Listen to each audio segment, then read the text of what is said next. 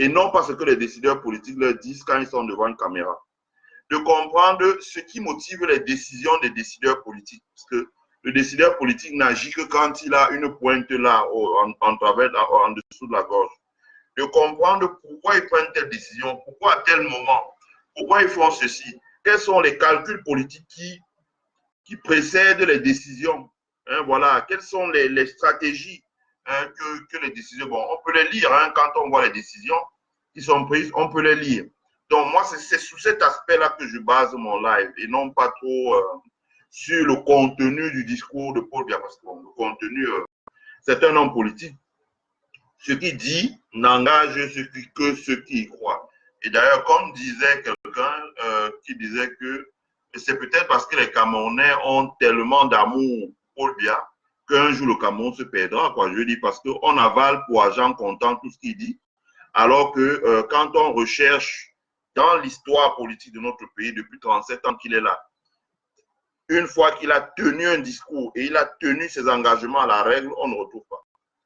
Celui qui retrouve, il me donne, je vais le dire ici sur la toile, mais moi j'ai cherché, je n'ai pas trouvé une fois où Paul Biya a dit je ferai ci, et il a vraiment fait ça. J'ai passé en revue ce qui s'est passé lors de la tripartite, j'ai regardé l'application de ce qui s'est passé lors de la tripartite, il n'y a rien du tout. Déjà lors de la tripartite, la constitution qui lui avait été proposée, il avait dit que c'est une constitution, c'est Joseph Ona qui avait dit ça, qui ressemblait à la constitution nigériane. En fait, il parlait du fédéralisme. Et aujourd'hui, et on voit qu'il reste droit dans ses bottes, il continue à parler d'une décentralisation qui ne viendra jamais, alors que les anglophones sont en train de parler de sécession et qu'on trouve bien que le milieu intermédiaire, c'est au moins ce fédéralisme. Donc, moi, j'ai choisi de parler de ce qui motive, c'est que le processus de prise de décision par un décideur politique. J'ai choisi de parler de l'environnement international. J'ai choisi de parler des forces qui, dans le dialogue qui va s'ouvrir, ont réellement de l'influence. Ce qu'on appelle en sciences politiques chez les anglo-saxons, political leverage.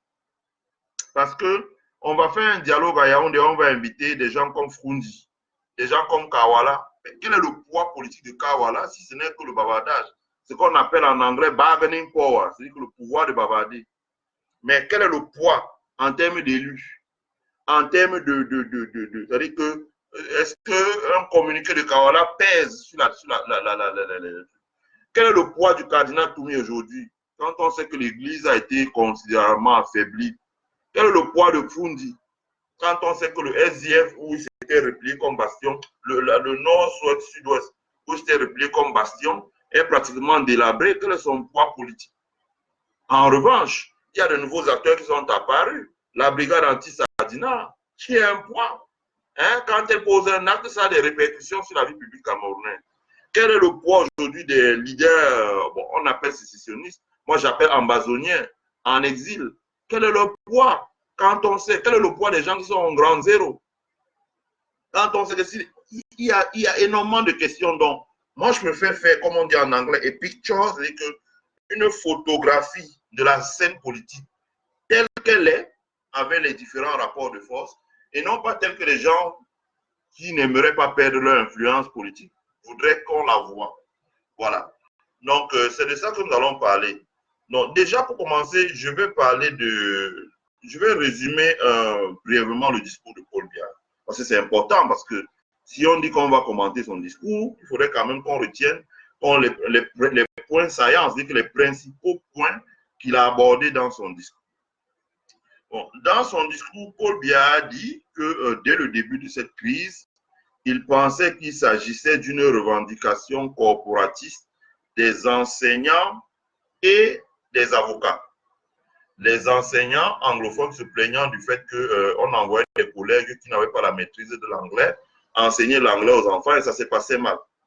Les avocats qui se plaignaient de l'usage du français devant les tribunaux où les populations à l'origine avaient comme première langue l'anglais, se plaignaient que les juges qui étaient envoyés étaient des juges francophones qui n'avaient pas de connaissance de la common law, se plaignaient du fait que l'acte uniforme OADA qui devait être utilisé dans l'intégralité du pays n'était pas traduit en anglais, ce qui rendait difficile leur travail. Bon, ils étaient réunis autour d'un consortium et le consortium avait engagé un dialogue avec l'État du Cameroun. J'observe, je fais juste un petit commentaire que Ce consortium-là a été interdit par Paul Biya, par René Sadi qui était ministre de l'administration territoriale, qui a interdit le consortium. Et je pense que l'interdiction du consortium a privé l'État du Cameroun d'une partie de dialogue et a fait monter en flèche ce que nous appelons aujourd'hui les ambassonniers. Ça, c'était un premier point. Deuxièmement, Paul Biya considère qu'il a fait beaucoup dans la crise puisqu'il a libéré ou décidé de l'abandon de poursuites sur plus de 200 personnes qui étaient arrêtées. Je fais simplement une petite observation. C'est que quand il y a une crise comme celle-là et qu'on rafle les gens dans la rue à Bamenda, qu'on les amène à Yaoundé, qu'on les place en détention, qu'après on les libère, est-ce que ces personnes ont quelque chose à voir directement avec la crise? Parce que la communauté internationale continue à dire que les personnes qu'il faut libérer, ce sont les interlocuteurs directs dans la crise. Ça veut dire que les Mancho BBC, les Penterens, les Ayub Tabé, les Tassan Wilfried, etc. Ils sont nombreux qui sont placés en détention. Ce n'est pas moi qui le dis, hein. C'est consigné dans la multitude de rapports que vous avez ici au Sénat et au Congrès américain et que les gens peuvent télécharger en ligne en allant simplement sur senat.gov, ussenat.gov ou uscongress.gov. Donc, ils peuvent avoir toutes ces informations là-bas. Ils vont voir qu'il y a quantité de rapports où on appelle clairement à faire libérer ces gens-là. Bon. Paul Biya estime quand même qu'il a libéré 280 personnes. Donc, les gens qu'on avait raflés en route, on a amené dans un poste de police, on les a amenés à Yaoundé dans le camion. Il estime qu'il les a libérés. C'est lui qui le dit. Paul Biya estime qu'il y a l'accélération du processus de décentralisation par la création d'un ministère dédié entièrement à la décentralisation. Bon, par respect quand même pour Paul Biya qui est un patriarche, je ne vais pas trop appuyer sur là où ça fait mal. Mais souvenez-vous que j'ai toujours souvent décortiqué la gouvernance de Paul Biya ici, en qui consiste à dire que là où les anglo-saxons font des programmes pour gouverner, ça veut dire qu'avec un contenu, avec des hommes, avec un budget, Paul Biya a toujours la faiblesse de penser que c'est le décret, c'est la création d'un ministère avec... Bon, il a créé un ministère de la décentralisation. Quel est Or, la question de la décentralisation, ce n'est pas seulement une affaire des ministères, c'est une affaire de tout. Ce n'est pas un ministère. C'était une affaire de politique, d'un programme qui engage tout le gouvernement. Parce que le ministre de la décentralisation, il dépend de l'administration territoriale. Or, dans la décentralisation, la politique de la ville, il y a la politique locale de la sécurité. Il y a la politique d'aménagement du territoire, donc qui dépend de l'économie, de la planification. Il y a plein de choses. Quel est le degré d'implication de ces ministères dans la politique de décentralisation? Il y a la question de la loi électorale et du mode de désignation de ces élus. Il y a la marge de manœuvre, etc. Il y a les décisions qu'elles vont prendre et comment est-ce qu'elles s'appliquent dans le droit interne, etc., etc., etc. Il y a tellement de choses à faire. Est-ce que c'est confier ça à un ministère? Le ministère va faire quoi? Peut-être il va mettre en place la décentralisation. Quel est le contenu de cette décentralisation? En quoi elle diffère? Est-ce que ce sera la décentralisation de 1992? Parce que les anglophones, quand ils se sont soulevés, ils connaissent bien les textes qui régissent la décentralisation de 92. Donc voilà autant de questions qu'on peut se poser une fois qu'on a entendu cette phrase de Paul Biya. Paul Biya rejette la responsabilité de la violence sur les groupes radicaux inspirés de l'étranger et sur les groupes armés sur le terrain. Il rejette la responsabilité de la violence sur les groupes radicaux inspirés de l'étranger. Donc, il veut parler sûrement de ce que les anglophones appellent le IT, ça veut dire que je ne sais pas comment on appelle ça, interim government, des choses comme ça, ou bien des groupes comme les Ambazonians en Défense Force, bref, il y a plein de forats là où vous pouvez regarder leurs vidéos de propagande, etc. etc. Donc, c'est eux qui rejettent la responsabilité. Mais je voudrais rappeler quand même un peu le contexte historique, hein, que après l'interdiction du consortium, les populations dans les villages étaient sorties avec l'arbre de la paix, hein, pour défiler et dire, bon voilà, nous sommes pour la paix, mais nous voulons être écoutés parce que nous avons des revendications à porter. Nous avons vu ce qui s'est passé, on a tiré sur eux. Les étudiants à l'université de Boya étaient sortis pour dire, nous avons des revendications à porter et nous avons vu les vidéos écrites no violence, no violence, no violence, No violence. Et nous avons vu ce qui s'est passé par la suite. Ils ont été correctement bastonnés. On les a mis la tête dans l'eau des excréments. On a vu ce qui s'est passé dans la cité universitaire. Je vais pas... On entendait les femmes qui criaient « Oh, oncle, se faisait violer en fait. » Donc, on sait qui a fait ça. Donc, on ne peut pas dire qu'il rejette la totalité. Donc, c'est lui qui le dit. Ensuite, il dit ce sont les exactions des groupes armés qui ont poussé les Camerounais à fuir au Nigeria, les pays voisins. Bon. Moi, en tant que quelqu'un qui a, parce que dans cette histoire, ayant des origines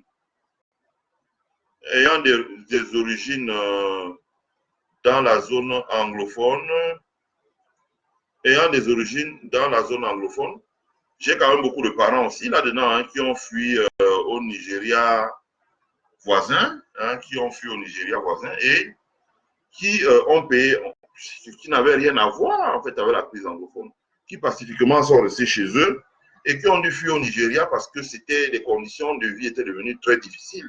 Elles étaient prises entre le feu croisé de notre armée et si je puis dire, des groupes armés ambazoniens, si je puis dire comme ça, voilà, qui estimaient qu'ils défendent leur territoire. Est-ce que Paul Biya peut dire, dans ce contexte, que les exactions sont seulement le fait de groupes armés? Je laisse à chacun le soin d'analyse. Paul Biya dit qu'il a mis en place un plan humanitaire. Bon, quand Paul Biya dit qu'il a mis en place un plan humanitaire, moi je pose quand même les questions. Le plan humanitaire en question qu'a mis Paul Biya, est-ce que cela c'est les camions qu'il a mis là? Parce qu'il y a tellement de Camerounais qui sont de l'autre côté de la frontière au Nigeria. Qu'est-ce qu'on a fait pour eux? Moi, je sais que nous avons vu les images avec la fondation Aya Foundation, qui sera au Nigeria apporter l'assistance à ces personnes-là. Aya Foundation qui sera dans la brousse apporter l'assistance aux personnes-là. Or, nous avons vu les camions d'aide qui ont été distribués à Bamenda et nous avons même eu certains, je le dis pour Paul Biya parce que je pense qu'il doit regarder, ou les gens à lui doivent regarder ce live-là. Il faudrait qu'il sache que nous avons des gens qui nous recontactent, qui étaient dans cette histoire de partage d'aide, en nous montrant les photos de comment celui que Paul Biya a désigné pour gérer cette aide, qui lui-même est une élite anglophone, a parqué ça dans des magasins et a revendu ça à des opérateurs économiques. La raison pour laquelle on ne met pas ça sur le net, c'est pour ne pas mettre l'huile sur le feu, et deuxièmement, pour ne pas exposer ceux qui donnent des informations comme ça. Parce que ce sont des faits graves.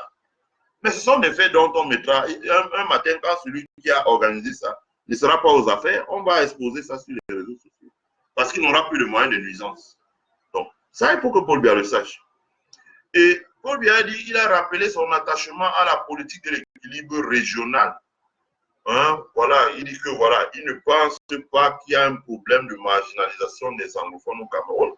Parce que de tous les temps, il a nommé un premier ministre qui est anglophone, soit du nord-ouest, soit du sud. D'ailleurs, pourri, juste pourri. Ça n'enlève rien. Je n'ai rien contre le premier ministre John Ngouté.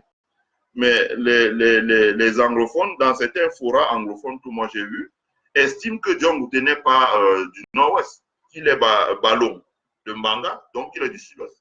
Et qu'il est du littoral. Voilà, ils disent que voilà, ce n'est pas un type du nord-ouest, du sud-ouest d'ailleurs. Donc, il y a tout ce débat-là. Ils disent voilà, ce n'est même pas un pays ministre du sud-ouest, c'est un type de la République du Cameroun. Et il y a une vidéo où lui-même il dit que ses parents sont de bon. Il y a tout ce débat-là. Et comme je l'ai dit hier avant d'être coupé, ici il s'agit de gouvernance et non pas de nomination. Les anglophones réclament la mise en place d'une gouvernance locale. Quand je dis une gouvernance, ça veut dire un pouvoir de décider dans la conception des programmes, un pouvoir de législation locale, la possibilité de lever des impôts ou bien de contacter des prêts pour financer les programmes. Ça peut être des programmes dans l'éducation, comme la construction d'une école primaire. Ça peut être des programmes dans la formation professionnelle, comme la construction d'un centre d'apprentissage. Ça peut être des programmes dans la santé publique, comme la construction d'un dispensaire. Ça peut être des programmes dans les infrastructures locales, comme la construction d'une route de quartier pour relier deux quartiers, par exemple. Ceux qui sont à Douala voient la cité des Palmiers et Ndobon. Pour aller à Ndobon, il faut faire tout le tour par Ndokoti. Alors qu'il suffisait au niveau de ce qu'on appelle ancien cinéma le Kondi, de tracer une route directe qui relie Cité des Palmiers en Togo. Donc, il y a des choses comme ça. Mais il n'y a pas une gouvernance locale. S'il y avait une gouvernance locale, des élus auraient fait ça. Ça permettrait de décongestionner les embouteillages et de gagner du temps. Ça peut être un programme dans la sécurité locale, par exemple, en décidant d'embaucher, par exemple, de donner, comme on voit ici aux États-Unis, des policiers à vélo, par exemple. Des policiers à vélo, c'est-à-dire qu'ils ont des vélos, ils peuvent entrer dans les quartiers, quand ils voient un attroupement, ils peuvent intervenir gentiment et demander ce qu'on appelle la police de proximité. Ça peut être la décision d'équiper les commissariats de sécurité en ordinateur et la biométrie, par exemple, ou bien de renforcer les postes d'identification pour que les populations locales soient identifiées facilement. Ça permet qu'elles puissent voter, ça permet qu'elles puissent avoir un compte bancaire. Tant de choses qu'on peut faire quand il y a une gouvernance locale. Voilà ce que les populations anglophones réclament à Paul Biya. Est-ce que la nomination d'un premier ministre voudrait dire la mise en place d'une gouvernance locale? Voilà. L'équilibre régional de Paul Biya, il faudrait que nous ayons le courage de le dire. Parce que quand on le dit comme ça, c'est une personne qui dit, oh, dis donc, vous dérangez. Mais lui aussi, il faut déranger. L'équilibre régional qu'il avait mis en place, c'est mort. Et on doit enterrer ça. Ça ne marche plus. Bon, quand Paul Biya dit qu'il a nommé un premier ministre anglophone dans la représentativité, mais ça veut dire qu'en clair, Paul Biya n'a rien compris des revendications des anglophones. Ou bien il fait semblant d'avoir rien compris. Les anglophones sont en train de lui dire qu'ils n'ont rien à faire d'un premier ministre, ou même des ministres. Que ce qu'ils veulent, c'est la mise en place d'une gouvernance locale. D'abord au niveau régional, pour qu'ils puissent mieux prendre en compte la spécificité linguistique. Ils sont anglo-saxons. Leur langue première qui parle, c'est l'anglais. Paul Biya, sa langue première qui parle, c'est le français. Que se passerait ici dans la région du sud de Paul Biya? On venait de forcer imposer l'anglais à tout le monde. Est-ce qu'il serait confortable? Ils veulent d'abord au niveau régional prendre en compte leurs spécificités culturelles, linguistiques. Ensuite, ils veulent avoir une gouvernance locale. Parce que cette gouvernance locale, ils l'avaient avant de venir à l'État fédéral et puis à ce qu'on a appelé aujourd'hui l'État unitaire. Donc, ils trouvent que cela a été balayé.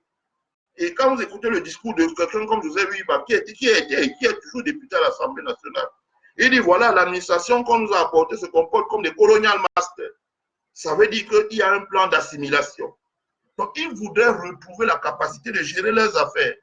Ils avaient ce qu'ils appellent Public Works Department, qui était un ministère des Travaux publics, il y avait des engins pour faire les routes. C'est eux qui les faisaient, ça venait pas de Yaoundé. Donc, ça, c'est ce que Paul Biya comprend dans son argument de j'ai nommé un premier ministre dont l'équilibre régional a été respecté. C'est lui qui l'a bien dit dans le texte, puisque son discours est sur le mur de TGV de l'information. Il a dit j'ai respecté l'équilibre régional. Mais les anglophones n'ont rien à faire de l'équilibre régional. Voilà. Ensuite, Paul Biya a passé en revue les grands axes de dialogue.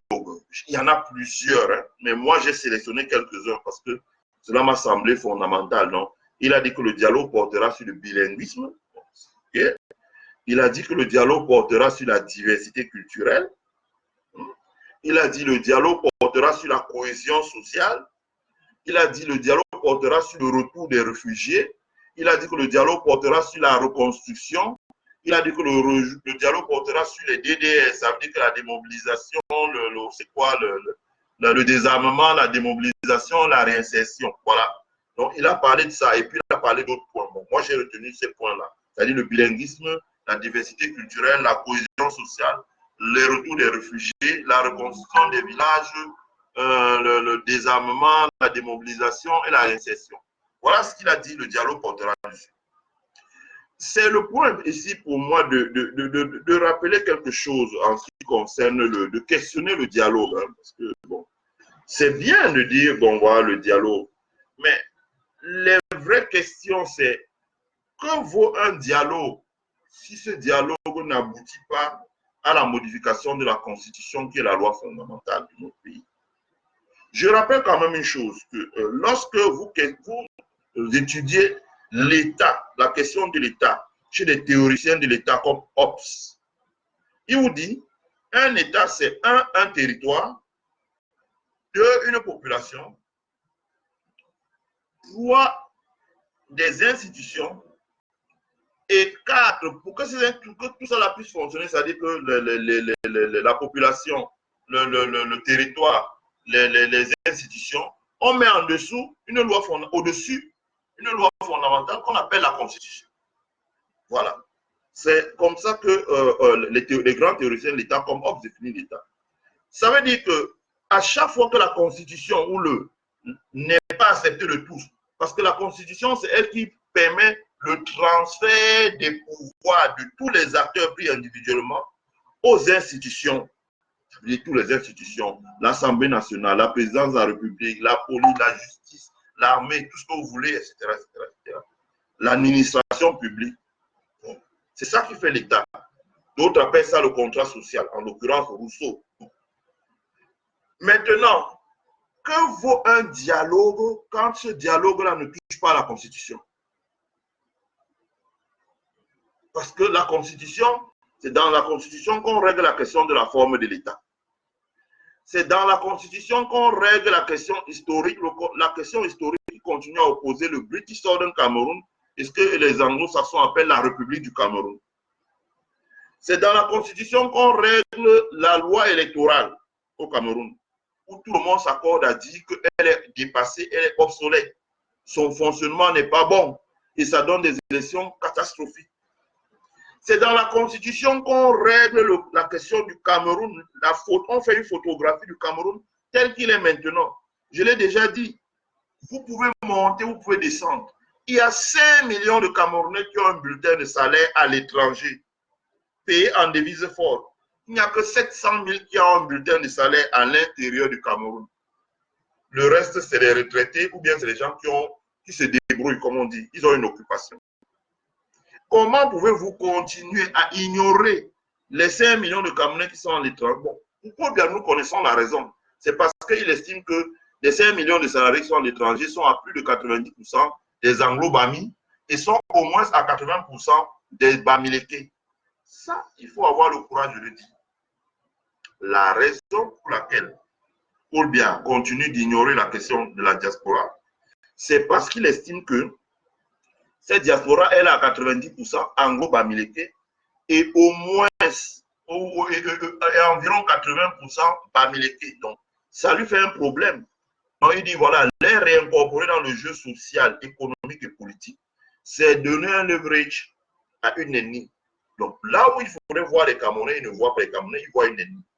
Or, que vaut la Constitution? Que vaut un dialogue? Tant que ce dialogue-là ne peut pas permettre de remodeler le fonctionnement de nos institutions, de remodeler le fonctionnement du jeu politique, de façon à inclure la diaspora camerounaise, qui aujourd'hui est un acteur majeur, de par son poids, de par son potentiel économique, de par bref, c'est un capital humain important dont notre pays ne peut se passer et ne peut tourner le dos. Ça, c'est important de le dire. Mettez les cœurs, s'il vous plaît, parce que sinon les gens signalent, c'est embêtant. Mettez les cœurs. Donc, cette diaspora est un capital humain important pour notre pays.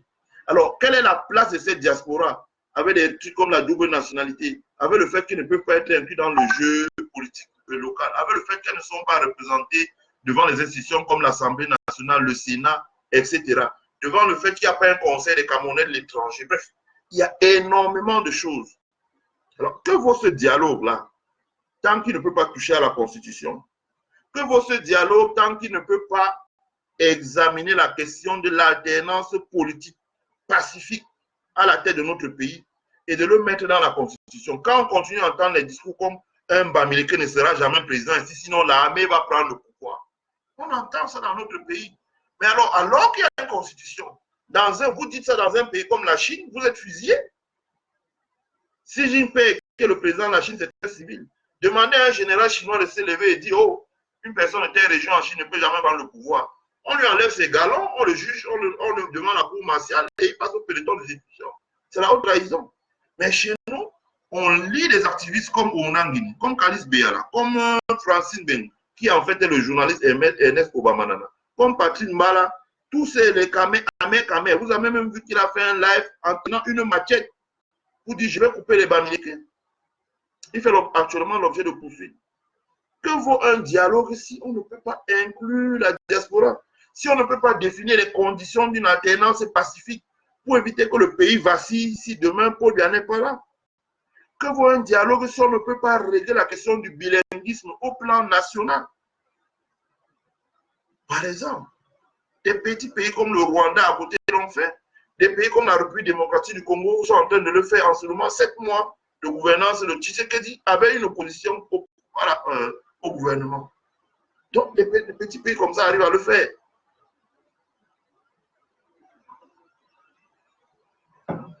Voilà. Donc, ça permet de questionner l'opportunité du dialogue. De dire, voilà, ce dialogue-là dont Paul Biya a parlé dans son discours, quelle sera sa valeur si ce dialogue-là ne prend pas en compte une véritable modification, un véritable amendement de notre Constitution? Ça, c'est important. Enfin, Paul Biya a dit que pour les consultations, le Premier ministre mènera les consultations en vue du dialogue et ça ressemble, c'est mon commentaire personnel, ça ressemble dans la tête des Camerounais de ma génération, ça ressemble à une tripartite bis où Sadou Ayatou avait mené des consultations, avait organisé la tripartite et après on était reparti de là sans qu'il n'y ait, Paul Biya n'a jamais appliqué rien de la tripartite. Les élections à 2 tours, ça n'a jamais été appliqué. Le bilinguisme, ça n'a pas été appliqué. La décentralisation, je pense même que si la décentralisation avait été appliquée et qu'on était au niveau de la Côte d'Ivoire, par exemple, jamais on n'aurait eu la crise anglophone. Il n'a pas appliqué cela. Ça fait des problèmes. Bon, il a rappelé son attachement à l'intégrité du territoire. Bon, vous voyez, j'ai brossé rapidement le contenu du discours de Paul Biya et j'ai mis highlight, comme on dit, j'ai souligné les points saillants de son discours. Quand même, quand on parle, on sache de quoi on parle. Un Ivoirien, un Malien qui regarde ce live, sache de quoi on parle. Voilà. Maintenant, parlons du contexte qui entoure le discours. Parce que, comme je l'ai dit, les politiciens, ce ne sont pas des agneaux. Et Paul Biya, c'est un politicien, c'est quelqu'un qui a fait toute sa vie de la politique. Donc, il a ça dans les gènes. Donc, un homme politique, quand il agit, il faut toujours se questionner, c'est pas ce qu'il vous montre. Parce que le petit peuple, là, c'est comme un troupeau de moutons qui peut amener à gauche, amener à droite, et dire non, nous avons combattu le maquis, donc ces gens-là ne vont pas nous dépasser. Il a déployé le BI, on nous disait là, ouais, vous n'avez qu'à voir les postes de Ronan Guini qui ressortent. Oh, le BI va casser tout ce qui bouge là-bas, vous allez voir, dans 3 mois, ce sera terminé. Bon. Nous, on se faisait fort de lui rappeler que depuis 52 ans, l'État de Colombie, avec l'appui de l'État des États-Unis, se bat contre les FARC. 52 ans. 52 ans. Se battre contre les FARC. Ce n'est pas fini. Et c'est en connaissance de cause que le secrétaire d'État américain, Tibor Nadi, lors d'un hearing, donc une audition publique au Congrès, a dit les sécurocrates qui entourent Paul Biya lui font croire qu'il va gagner la guerre et il va imposer la paix et la résolution de la crise anglophone par une option militaire. Mais il le trompe. Mais il parlait en connaissance de cause. Hein, ils ont tout un tas de... ils ont tout un bateau de rapports sur tous les guerres qu'ils ont pu mener en Amérique latine avec des bandes armées. Ils savent que ça ne sait jamais... Il n'y a jamais une solution militaire. Ça a toujours été une solution négociée. Bon. Donc, il faut donc interroger le contexte qui entoure le discours de Paul Biya. Comme je l'ai dit hier, ce sont essentiellement des facteurs externes. Quand il dit facteurs externes, c'est-à-dire que ce sont des facteurs qui ne sont pas sous le contrôle de Paul Biya. Je prends un exemple. S'il y a une menace qui émane, bon, par exemple, Paul Biya a estimé que voilà, les marches blanches que Maurice Kamto avait lancées, c'était une menace pour lui. Il a arrêté Maurice Kamto, il l'a mis en prison. C'est un facteur interne qui est sous son contrôle. Hein, il n'a pas encore cédé le pouvoir, il a envoyé ses barbouzes, arrêter Maurice Kamto et le mettre en détention. Ça, il en a le pouvoir. Sauf que dans le contexte actuel, les facteurs qui poussent Paul Biya à aller au dialogue, ce sont des facteurs qu'il ne maîtrise pas. Je dis bien, Paul Biya a été poussé à aller au dialogue. Ce n'est pas de sa propre volonté. Parce que c'est le même qui disait que voilà, nous avons réglé la question du maquis par les armes et nous allons régler la question anglophone par les armes. Donc, première chose, il va au dialogue, Paul Biya va au dialogue parce qu'il n'est plus capable de gagner la guerre contre les bandes armées dans le nord-ouest et le sud-ouest. Je répète, Ce n'est pas moi qui le dis. Vous pouvez regarder le tweet de Herman Cohen. Vous pouvez regarder le mur du journaliste américain. J'ai noté ça. Attendez, je vous dis ça rapidement. Scott Morgan. Voilà, vous avez pas mal d'informations là-dessus sur ce qui se passe dans la région du Nord-Ouest, Sud-Ouest. Scott Morgan, c'est un journaliste américain. Vous allez sur son mur, vous allez voir beaucoup de choses. Donc, Paul Biya décide d'ouvrir le dialogue. La première chose, c'est parce qu'après 3 ans de guerre contre les bandes armées en zone du Nord-Ouest et les zones du Sud-Ouest, Paul Biya n'a pas été capable de venir à bout des bandes armées dans les zones du Nord-Ouest et du Sud-Ouest. Les pertes sont énormes parmi nos forces de défense et de sécurité. Ceux qui sont morts, ceux qui sont blessés et qui ne peuvent plus jamais exercer une activité de militaire, ceux qui sont blessés ont du mal à avoir des soins, ceux qui sont morts et dont les corps sont encore dans les morgues, dans les garnisons des hôpitaux. Le coût humain de cette guerre pour notre armée est tellement lourd. Et un matin, il faudra qu'on en reparle. Voilà, nous tirons quand même notre chapeau à la bravoure de nos soldats. Le coût humain est lourd. Le coût humain aussi pour les populations civiles en zone anglophone. Donc, Paul Biya n'a pas été capable de pacifier la zone anglophone par la guerre. Et s'il commence à parler du dialogue, dans la géostratégie, en langage facile, ça veut dire qu'il a perdu la guerre. Perdu la guerre ne veut pas dire qu'on a arrêté les soldats camerounais. Perdu la guerre, ça veut dire qu'il admet enfin qu'il est incapable de trouver une solution militaire et résoudre la crise par l'armée. C'est-à-dire que ce n'est pas l'armée qui va arrêter tout le monde et puis enfermer et puis le problème sera fini. Je pense que Paul Biya comprend enfin ce qui se passe. Je disais tout à l'heure qu'en Colombie, la guerre dure depuis 52 ans entre les FARC et le gouvernement. C'est pour une bonne et simple raison. C'est que quand tu es un commandant des FARC, il y a un autre qui apparaît, qui prend le relais. Quand tu es un autre appareil, donc ça renaît tout le temps, ça renaît tout le temps. Il never end, ça ne finit jamais. Nous faisons face à cette même situation en zone anglophone. Voilà. Donc, il y a d'abord, comme je l'ai rappelé, il y a le fait que Paul Biya n'a pas pu trouver une solution militaire au conflit en zone anglophone. Donc, il admet lui-même que la solution ne sera pas militaire. Deuxièmement, il y a les initiatives des chefs d'État de l'Union africaine. En l'occurrence, Thabo Mbeki, l'ancien président de l'Afrique du Sud, Olusegun Obasanjo, l'ancien président du Nigeria, Jerry Rawlings, l'ancien président du Ghana, Joachim Chissano, l'ancien président de Mozambique, et l'ancien président du Malawi, dont j'oublie le nom. Voilà. D'habitude, les gens me rappellent souvent le nom. Si quelqu'un me rappelle le nom, je vais le publier. L'ancien président du Malawi. Ces anciens chefs d'État africains ont estimé que le continent africain avait été humilié en Libye. Sur la question de la Libye, la manière dont on est venu tuer Kadhafi, quand les hostilités avaient démarré, il n'y avait plus rien à faire, c'était pour arrêter cela. Or, avant que ces hostilités ne commencent, les présidents africains n'avaient rien fait pour engager une médiation afin de résoudre les questions qui se trouvaient sur le continent. Donc, ils ont mis en place donc une commission, voyant que les États, parce qu'ils connaissent comment les Américains se comportent. Hein. Comme j'ai dit hier, les gens, ils sont gentils, mais le jour, ils disent, bon, donne, c'est terminé, ils vont passer à l'action, ça devient désagréable. Ils utilisent la force et ils ne s'embarrassent pas de ce que peuvent penser les autres.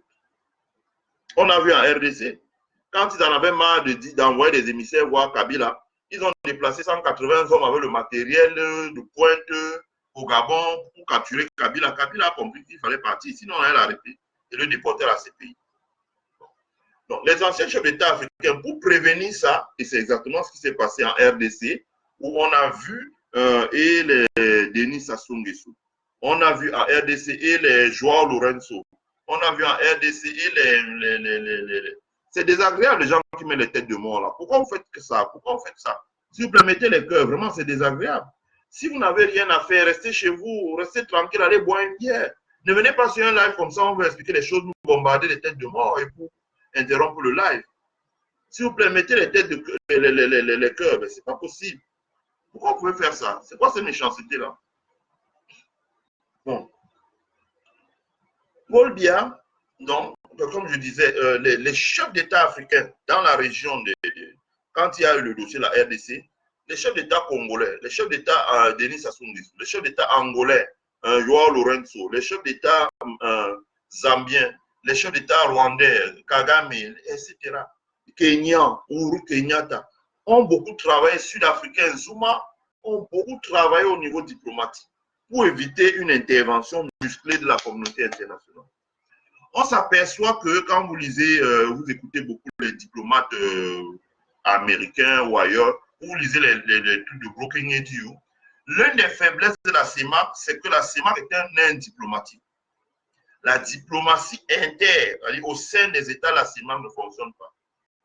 Il n'y a pas un dispositif au sein de la CEMAC de règlement pacifique des conflits par un conseil des sages ou par un collège de diplomates ou de ministres des Affaires étrangères. La diplomatie inter-CEMAC, ça veut dire que le contentieux qu'il y a eu en Centrafrique, on n'a pas vu la CEMAC mettre un dispositif en place pour appuyer la Centrafrique dans la résolution pacifique du conflit. Le contentieux qu'il y a au Tchad, on ne voit pas la CEMAC. Il y a quelque chose qu'on voit par exemple dans l'UMOA ou dans la CEDEAO, ou quand il y a eu la crise en Côte d'Ivoire et la crise au Libéria, etc. En Gambie, rappelez-vous le conflit post-électoral en Gambie, l'intervention énergique de la CEDEAO pour résoudre le problème. Adama Barrow a prêté serment dans l'ambassade de Gambie au Sénégal et elle est retournée. On a vu l'implication de la CEDEAO pour la résolution du conflit. Ce n'est pas le cas en CEMAC.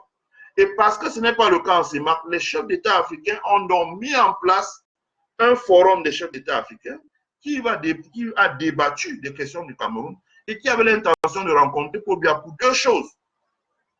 Les deux problèmes dont souffre le Cameroun en ce moment. Paul Biya a choisi de parler d'un seul, mais je pense que c'est parce que son discours était enregistré avant. Donc, il y a la crise post-électorale, avec le contentieux post-électoral du MSC, de Maurice Kamto, qui est pendant devant la Commission des droits de l'homme et des libertés de l'Union africaine. Et deuxièmement, la crise anglophone. Donc, sur la crise post-électorale, le Conseil des sages africains proposait, en l'occurrence, la résolution du conflit par un accord de partage du pouvoir. On comprend vite pourquoi les faucons qui sont autour de Paul Biya ont tout fait sûrement pour couper cet endroit dans son discours, parce qu'ils se disent, bon, voilà, un règlement à l'amiable, un partage du pouvoir, ça voudrait dire l'éviction de beaucoup de barons du gouvernement, voilà, comme ça s'est fait par exemple en RDC.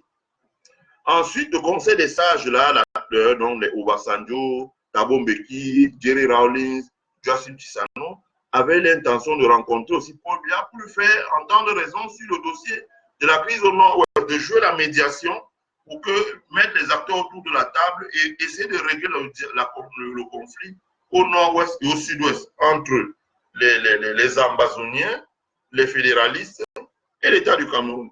Bon. Donc, Paul Biya a vu que cette initiative, au début, on en parlait simplement. Mais une fois qu'il y a eu le forum, ça veut dire que les choses sont actées et les anciens chefs d'État attendent le feu vert de l'Union africaine pour se rendre à Yaoundé. Donc, lorsque Paul Biya convoque le dialogue, c'est pour leur couper l'herbe sur le pied. C'est pour que l'Union africaine leur dise en interne, bon écoutez, est-ce que ça vaut encore la peine de se rendre à Yaoundé, puisqu'il a convoqué un dialogue de deux choses l'une, soit on annule votre initiative, soit on la reporte en attendant de voir ce qui va se passer dans son dialogue, si les problèmes persistent.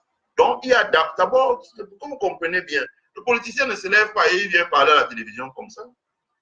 Il se lève, il vient parler parce qu'il y a un calcul politique derrière. Et le calcul politique, en l'occurrence, c'est le contentieux post-électoral de l'Union africaine et la crise anglophone et la décision d'un collègue d'anciens chefs d'État de jouer les médiateurs.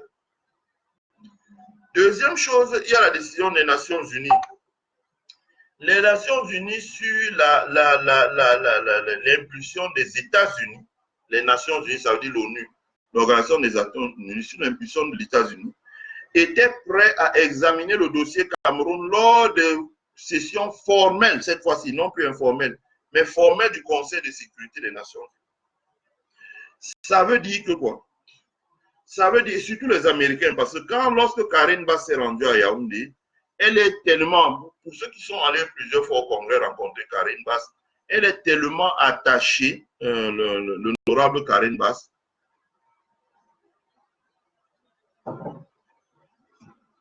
l'honorable Karine Bass est tellement attachée à la résolution de la crise anglophone par le dialogue, première chose. Et deuxième chose, Les Américains sont très attachés au développement du capital humain, human capital. Human capital. Donc, elles étaient attachées au fait qu'il fallait absolument qu'il y ait une rentrée scolaire et que l'école reprenne, que les écoles réouvrent et que beaucoup d'enfants retournent être scolarisés dans leurs écoles parce que ça fait déjà 1, 2, 3 ans que les enfants n'ont pas de scolarisation. Et on connaît les dégâts. Quand vous voyez les troubles en Afrique du Sud, là, l'Afrique du Sud, en fait, paye le fait que pendant 20 ans, beaucoup d'enfants n'ont pas été scolarisés et beaucoup de personnes qui sont à l'âge adulte, à 60 ans, ne savent absolument rien faire. Il n'y a pas possibilité de les insérer dans le tissu économique et social. Donc, les Américains souhaitaient que l'école reprenne. Ceux qui ont regardé le dialogue, la vidéo de Paul Eriking que j'ai postée d'ailleurs, où Paul Eriking rappelait qu'il fallait que l'école reprenne, il fallait que les enfants, les écoles réouvrent. Et dans ce sens, vous pouvez écouter ce que 3 leaders anglophones ont dit. Moi, je prends Sissoko Ayutabe, a dit qu'il était pour la réouverture des écoles. Et il avait même dit que lui, dehors, il s'impliquerait dans une campagne pour la réouverture des écoles. Mancho BBC a dit, voilà, en cas de libération, il s'engageait à retourner underground et faire un plaidoyer actif pour que les écoles réouvrent, pour que les enfants aient droit à une scolarité. Penn Terence, qui était un leader syndicaliste, du syndicat des enseignants, qui est en prison, a milité depuis la prison pour la réouverture des écoles, pour que les enfants aient une éducation. Parce que ce qui se passe, mes chers frères, quand vous avez tous vu les vidéos, comme moi, à Bonabéry, c'est un reportage qui était passé sur Canal 2, une chaîne que j'aime pas trop, mais que je cite quand même. On a vu des filles de 18 ans dire, voilà, nous sommes à Bonabéry, on se prostitue dans les bars pour vivre. D'où venez-vous? Nous venons du sud-est. On a vu des garçons de 17 ans dire qui se livrent à la prostitution, des jeunes garçons de 17 ans, à Bonabéry, à Douala 4e. Donc, tout ça, c'est la conséquence de la fermeture des écoles. Le coût social à terme sera élevé. Donc, les États-Unis, à travers l'honorable Karibas, avaient mis un bras d'honneur pour dire qu'à l'occasion de la rentrée scolaire, il faut absolument que les écoles réouvrent. Le gouvernement du Cameroun a dit que le fait que les écoles n'ouvrent pas, ce n'est pas leur faute, c'est à cause des sécessionnistes. On a Ayutabe depuis la prison, on a Mancho BBC, on a Penn Terence, on a Tassan Wilfred, qui, depuis leur lieu de détention, non, je le dis encore, Ayutabe, Mancho BBC, Tassan Wilfred, Penn Terence, qui, depuis leur lieu de détention, ont fait un plaidoyer pour la réouverture des écoles. Bon. Ce qui s'est passé, c'est que vous avez tous vu comme moi que malgré leur plaidoyer, les écoles n'ont pas réouvert. Et pour cause, juste avant la rentrée scolaire, on a prononcé, juste avant, ce n'est pas un hasard, juste avant, on a prononcé la condamnation de Ayutabe. En tout cas, aux États-Unis, les congressmen et les sénateurs estiment que ce n'est pas un hasard. Aux États-Unis, les congressmen et les sénateurs estiment que ce n'est pas un hasard. On a prononcé le jugement de condamnation de Ayutabe en première instance et on a assorti ça d'un paiement de 250 milliards de dommages et intérêts. La conséquence immédiate de ça a été que les groupes sécessionnistes ont relancé les hostilités. Donc, vu de Washington, les Américains estiment que le fait qu'on ait prononcé le jugement d'Ayutabe juste avant la rentrée scolaire, c'était une provocation pour amener les groupes sécessionnistes, enfin les groupes amazoniens, si je puis dire, ou sécessionnistes, appelez ça comme vous voulez, à se soulever. Et dans la foulée, dit bon voilà, il ne pourra pas avoir de rentrée dans la zone anglophone parce que voilà les exactions, les groupes, machin. Donc, les Américains entendaient donc faire un pas dans les sanctions, même des deux côtés.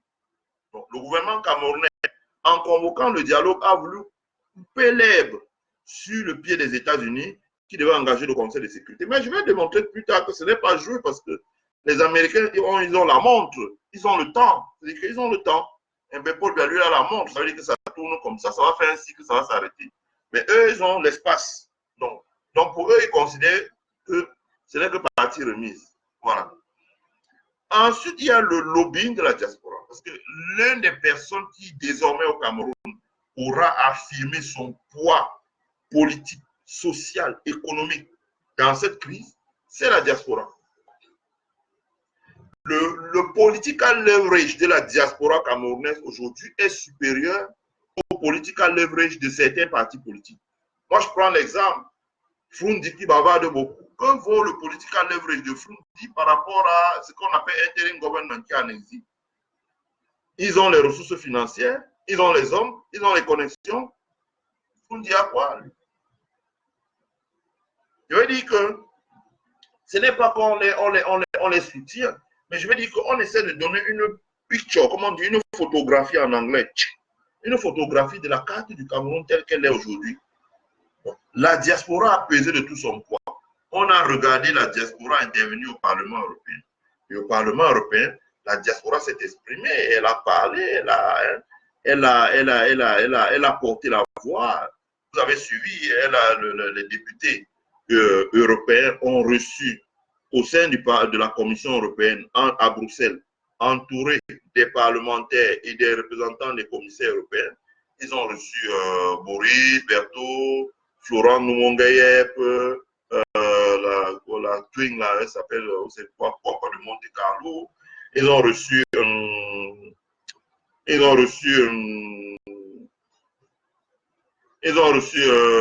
bon, il y avait Jean Bosco Tanier, il y avait Calibro, il y avait Sandy Boston, voilà. Bon, vous avez vu les interventions des uns et des autres.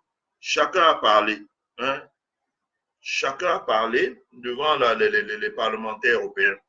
Et lors de ces auditions-là, vous pouvez regarder ça, c'est sur la chaîne JMTV+, Jacques-Moi TV+. Vous pouvez regarder, vous allez constater que les Camerounais se sont exprimés. Les Camerounais ont pris la parole, ils se sont exprimés, ils ont parlé, ils ont dit ce qu'ils avaient dans le ventre, ils ont dit ce qu'ils avaient sur le cœur.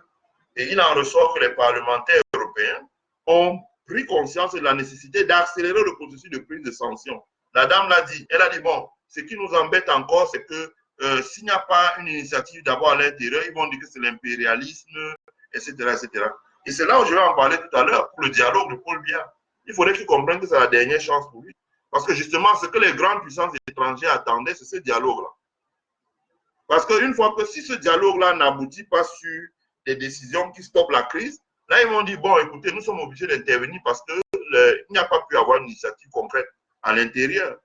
Ils vont highlight, comme on dit en anglais, ils vont souligner les insuffisances du dialogue pour bien organiser et ils vont mettre ça pour dire, bon, nous devons passer maintenant outre cela et imposer un dialogue par la communauté internationale. On l'a vu en Côte d'Ivoire en 2002 entre Laurent Gbagbo et ses adversaires politiques. J'en parlerai. Donc, ça veut dire que le lobbying de la diaspora au Congrès américain, le lobbying de la diaspora au Sénat américain, le lobbying de la diaspora dans la société civile américaine, le lobbying de la diaspora au Parlement européen, le lobbying de la diaspora au Bundestag allemand, le lobbying de la diaspora à la Chambre des Lords en Grande-Bretagne, le lobbying de la diaspora au Parlement européen, le lobbying de la diaspora à la Commission européenne, le lobbying de la diaspora à l'Union africaine, à le Parlement sud-africain, nigérian, sénégalais, un peu partout dans le monde, ce lobbying de la diaspora pèse énormément. Parce que ce lobbying de la diaspora démontre qu'il y a des civils morts qui continuent à mourir. Plus de 2000 personnes. Paul Biya même là, je ne sais pas comment pour le dire maintenant, pour une première fois, lui-même il a reconnu ça dans son discours. Ce lobbying de la diaspora tente à démontrer qu'il y a des personnes déplacées, qu'il y a des villages qui ont été brûlés, qu'il y a des personnes qui vivent dans la forêt, qui décèdent, en l'occurrence les personnes âgées qui n'ont pas la force pour marcher sur 300 km et fuir. Arrivé à un certain moment, elles décèdent, elles sont déshydratées, elles décèdent. Nous avons les images. Ce lobbying de la diaspora tente à démontrer qu'il y a des charniers où il y a des morts. Les vidéos existent, ne croyez pas que même si on ne les sort pas là, il y a des tonnes de vidéos. Et le lobbying de la diaspora tente à démontrer la torture. Vous avez vu la célèbre vidéo où on tape quelqu'un parce qu'on dit qu'il est général ambassadeur. On le tape, on lui écrase la tête avec les rangers jusqu'à ce qu'il meure. Le lobbying de la diaspora tente à démontrer qu'il y a des prisonniers politiques qui sont dans des conditions insoutenables. Il y a des gens qui sont en prison avec des balles de fusil sur eux. Oui, avec des balles de fusil dans le corps. Ils étaient couchés chez eux, ils ont reçu des balles et on les a arrêtés, on les a déportés en prison. C'est une simple dénonciation. Ce lobbying de la diaspora tente à démontrer qu'on a arrêté Maurice Kamto dans des conditions arbitraires, avec un mandat de perquisition et on le met en détention aujourd'hui, ça fait déjà 7 mois. Ce lobbying de la diaspora tente à démontrer que Maurice Kamto a gagné les élections. Paul Biya n'a pas gagné les élections. Mais comme il est au pouvoir, il s'est appuyé sur l'armée et les autres services pour faire un hold-up électoral en instituant la peur parmi les Camerounais. Pour dire, bon, voilà, celui qui s'amuse, on va l'arrêter, on va le condamner, on va l'interpeller. Ce lobbying, la diaspora tente à mettre ça en exergue.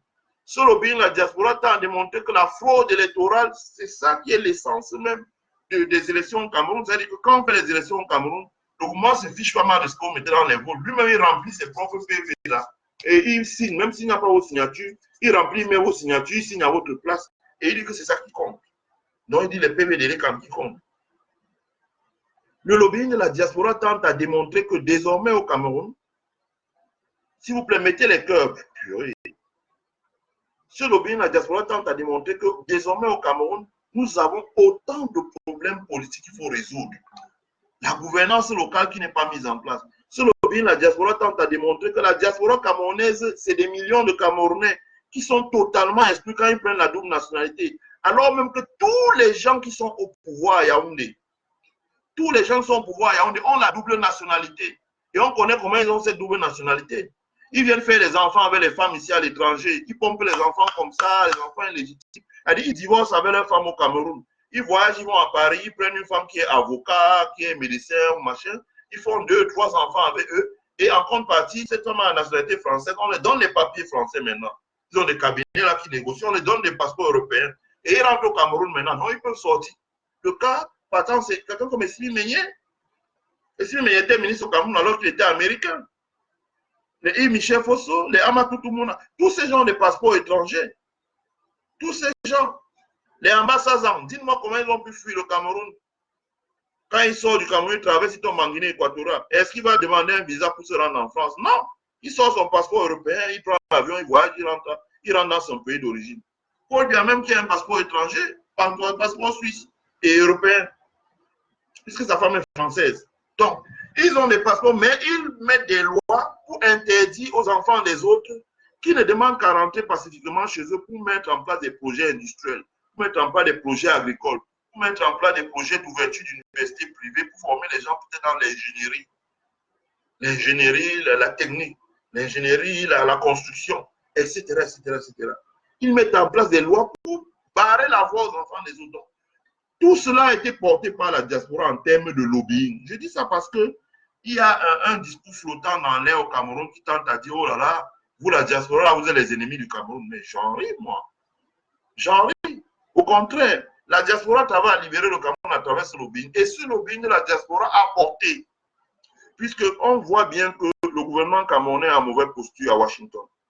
Les gens qui décident dans le monde, hein, les États-Unis, l'Union européenne, et l'Union africaine au niveau africain, dans ces 3 endroits-là, malgré les milliards que Paul Biya a mis sur la table pour payer les grosses sociétés de lobbying, d'avocats, de machin, rien n'a fait. Et je vous dis que des milliards ont coulé. Malgré les opposantes camerounaises qui bavardent, qui portent les valises d'argent via les PNC Bank pour venir ici arroser les gens, rien n'a bougé. Le lobbying de la diaspora est resté clair, net. Et en dehors de quelques petits bavardages sur Internet, vous n'en connaissez rien du tout. Ceux qui font le lobbying, la diaspora, à 99%, vous ne connaissez même pas leur nom, vous ne connaissez même pas leur visage, ils ne font jamais de live, ils n'ont même pas de compte Facebook.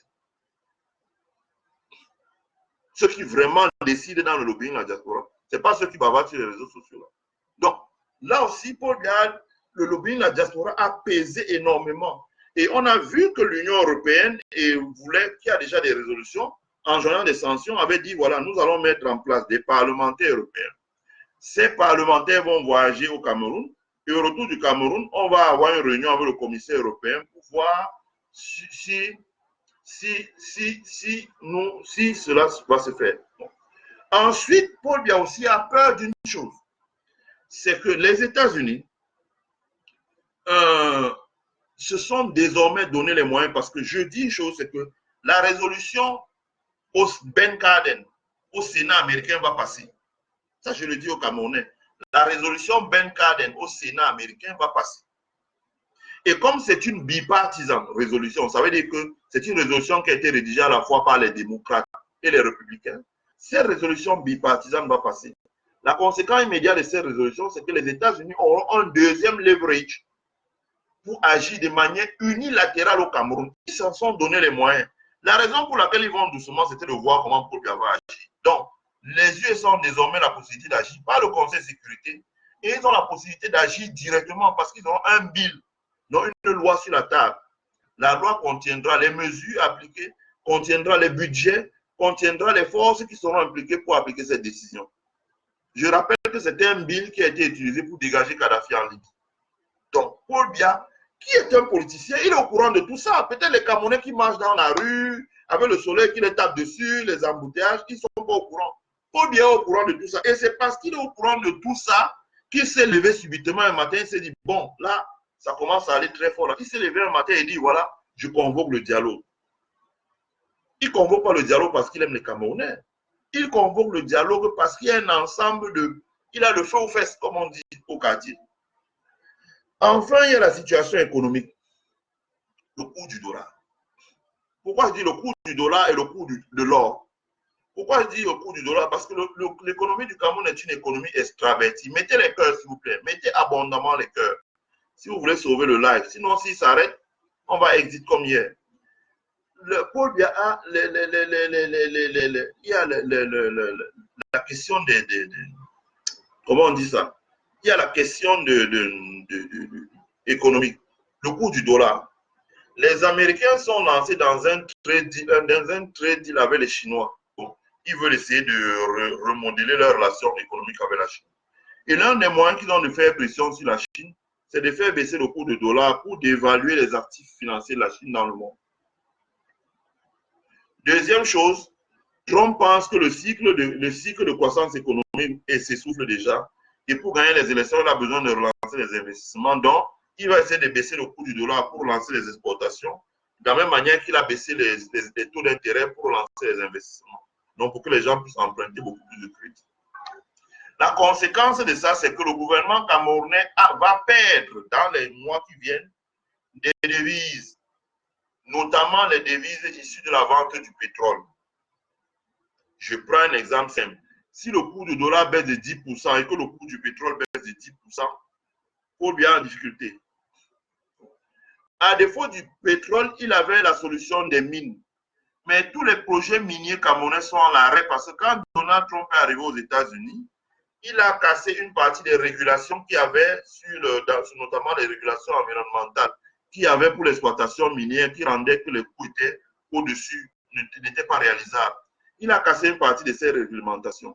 La conséquence immédiate, c'est que la majeure partie des investissements des capitaux qui viennent dans le monde arrivent pour s'investir aux États-Unis dans les mines, notamment les mines de charbon, le pétrole, etc., etc., etc.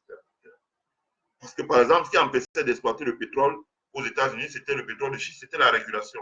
Une fois qu'on a retiré la régulation, le pétrole a commencé, on a dit, voilà, pourquoi allons-nous faire la guerre alors que c'est les régulations qui empêchent d'exploiter le pétrole? Donc, de la même manière, il a retiré les régulations sur les mines. Donc, tous les projets miniers qu'on avait au Cameroun, là, il faut oublier. Parce que les capitaux partent vers les États-Unis ou bien ne quittent plus les États-Unis pour aller à l'étranger. Et quand bien même ça veut partir, ça va vers les pays comme la RDC et non pas le Cameroun.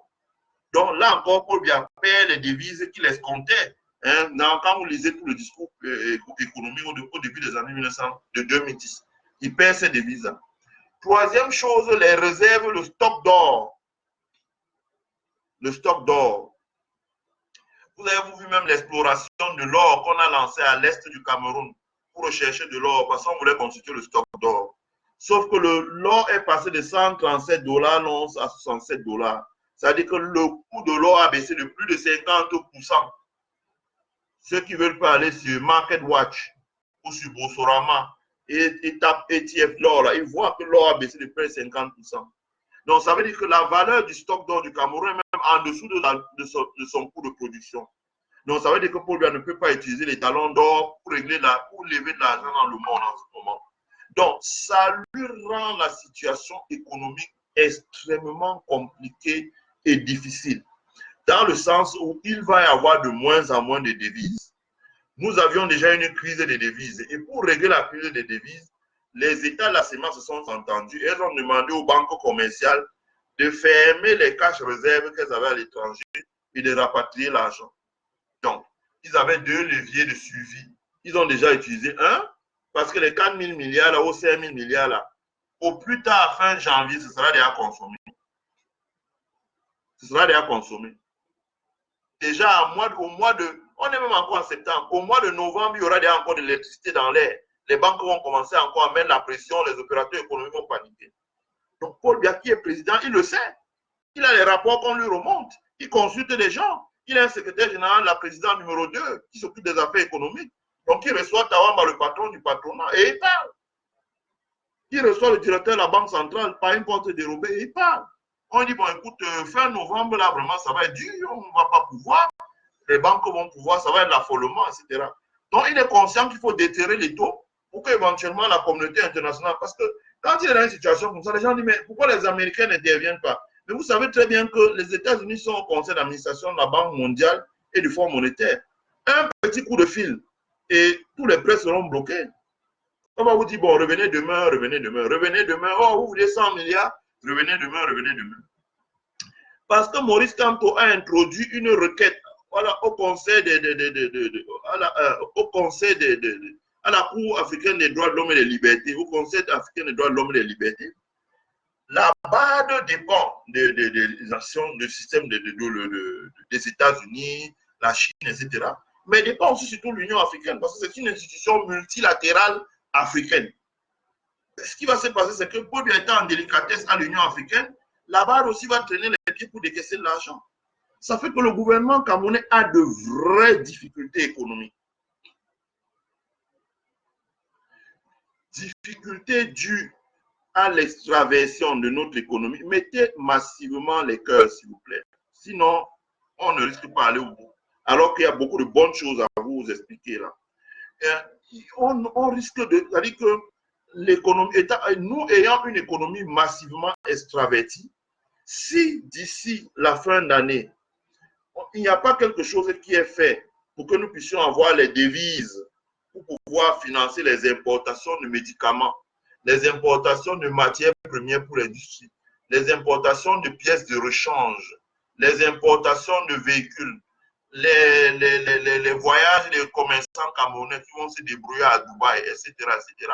Le paiement des billets d'avion aux compagnies aériennes qui sont essentiellement étrangères du fait de la volonté de Paul Biya qui n'a pas voulu bâtir une vraie compagnie aérienne, etc., etc. Le paiement des armateurs qui transportent mettent à frais les navires pour venir porter, charger notre banane, notre cacao, ou bien amener les marchandises que nous avons besoin pour survivre. Nous allons à volo. Donc, lui, Paul Biya, dans son palais, quand il s'assoit avec ses stratèges, c'est de ça qu'il parle. Il dit, où est-ce que nous en sommes? Où est-ce que nous en sommes avec les devises? Ah, monsieur le président, vous savez qu'on a la dernière chance. Les banques ont fermé tout ce qu'elles avaient comme réserve à l'étranger, elles ont rapatrié au Cameroun. Il nous manque peut-être 3 mois et là, on va encore commencer à avoir la crise. Et la seule solution, ce sera peut-être de demander à ces banques maintenant de rapatrier les dépôts qu'elles ont, de la BA qu'elles ont, qui sera un peu plus difficile parce que ce sont des dépôts qui ne sont pas dans des cages réserves, mais qui sont dans des placements fermés à long terme. Deuxième point, on lui dit, ah, monsieur le président, vous savez, le coût de l'or, c'est en dessous même du coût de production. Donc, on ne peut même pas utiliser notre stock d'or. Ensuite, on dit, bah, monsieur le président, vous savez, on est en difficulté parce qu'à la Banque mondiale, toutes les demandes de prêt qu'on avait introduites, quel que soit le cas, ils traînent les pieds. Avec les problèmes du chantier, la canne, c'est encore difficile. Parce qu'on avait pu trouver des prêts commerciaux, des dettes, des prêts commerciaux, pas bancaires, mais commerciaux. Et aujourd'hui, on ne peut plus trouver ces prêts-là. Donc, on est en difficulté pour boucler les chantiers, etc., etc., etc. Donc, on est en difficulté. Les investisseurs ne viennent pas. La conséquence, c'est qu'il n'y a plus de liquidité au niveau du trésor public. Pourquoi je dis ça? Dans un pays, le premier dépositaire d'argent dans les banques, ce ne sont pas les hommes d'affaires, c'est l'État, à travers les dépôts du trésor public.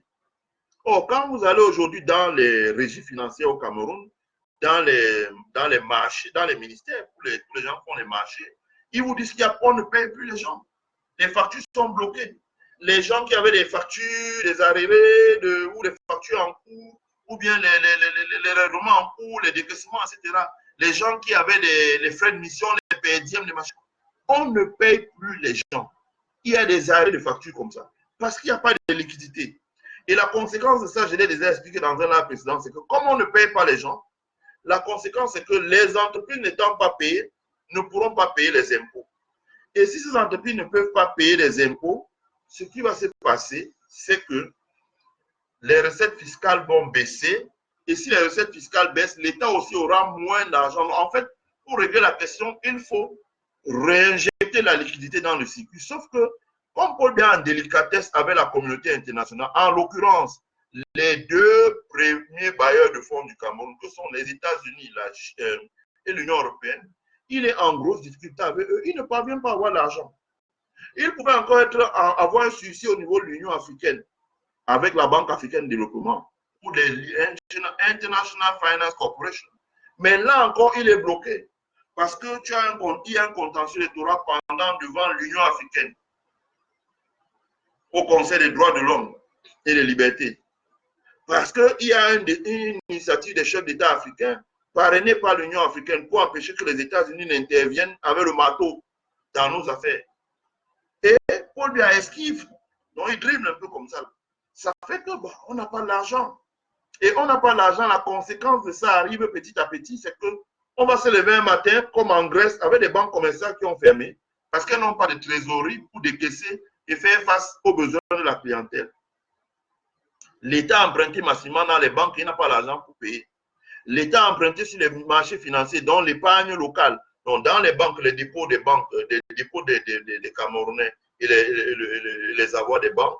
L'État a emprunté sur les marchés financiers l'épargne des Camerounais. Si l'État n'est pas capable de faire face, les premiers à fermer, ce seront les banques. Le suicide que Paul va pouvoir encore avoir, c'est la diaspora. Mais il a décidé d'arrêter tous les gens qui viennent de la diaspora dans les aéroports, au pif comme ça. Et on peut vous arrêter, votre tête ne plaît pas, on vous arrête. Et on commande c'est quand on vous est en détention qu'on commence à chercher les motifs. Donc là, ça crée une situation. Donc, quand il est dans son palais, il étudie avec ses stratèges, il voit ce qui va se passer. Il voit que ça va créer des conséquences graves. Par conséquent, il se dit, tant qu'à faire, convoquons un dialogue, parce que là, on rend les armes. Si on veut persister dans la voie, là, ça risque de nous balayer et nous emporter. C'est de ça qu'il s'agit. Ce n'est pas qu'il a convoqué le dialogue parce qu'il vous aime tellement, il vous a compris. Bon, j'ai lu les Onangini raconter les histoires sur Internet, là, etc., etc. Ensuite, il y a les dépenses militaires.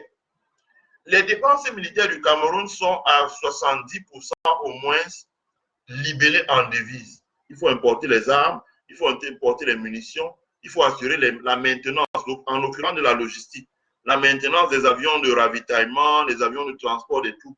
Surtout depuis que les États-Unis ont refusé de fournir les pièces détachées. Et je dis encore, si vous allez sur le mur du journaliste américain Scott Morgan, vous allez voir un article intéressant où il montre que les États-Unis ont commencé à déplacer tous les armes et les munitions et les équipements qu'ils avaient mis au nord du Cameroun pour aider le gouvernement camerounais à combattre Boko Haram. Ils ont déplacé ça vers leur base opérationnelle de Africom au Niger. L'article sur le mur de Scott Morgan, j'ai voulu partager ça tout à l'heure sur mon mur avant de démarrer le live, mais je ne suis plus pas les impératifs de temps parce qu'il faut que je finisse le live pour aller faire autre chose. Donc, vous comprenez donc que la situation n'est pas si que les dépenses militaires du coup augmentent, on a moins de devises, le coût du dollar baisse, le coût du pétrole baisse, le coût de l'or a fondu, etc., etc. Donc, Paul Biya a vraiment un conteneur de problèmes sur la tête.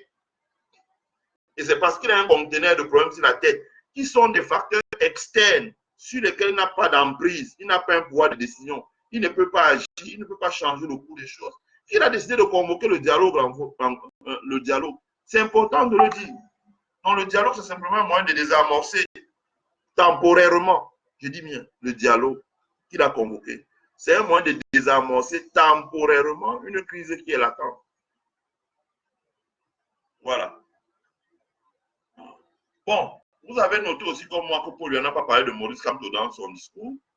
Moi, je présume que soit il a supprimé, soit il a... Maurice Kamto, là, c'est le faux profil de Fabien Asingana. Fabien Asingana, à la fin de mon live, là, j'ai ton numéro de téléphone. Je vais t'appeler au téléphone pour te passer un savon. Un sérieux savon.